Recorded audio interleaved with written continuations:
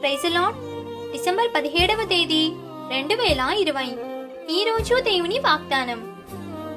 ఏలియా కర్మేలు పర్వతం మీదికి పోయి నేల మీద పడి ముఖము మోకాళ్ల మధ్య ఉంచుకొనెను.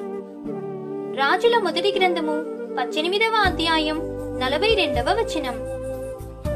ఏలియాకు విజయం రాగానే కర్మేలు కొండపైకి వెళ్లి ప్రార్థన చేశాడు. నీకు విజయం వచ్చినా రాకపోయినా ప్రార్థన చేయాలి. విజయం వచ్చిన తరువాత నీ గర్వాన్ని తగ్గించుకోవడం కోసం ప్రార్థన చేయాలి.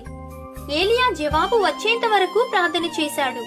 నీవు అడిగింది దేవుడు ఇచ్చేంత వరకు ప్రార్థన చేయాలి. అవకాశం లేకపోయినా ప్రార్థన చేయాలి. దారులు మూసుకుపోయినా ప్రార్థన చేయాలి.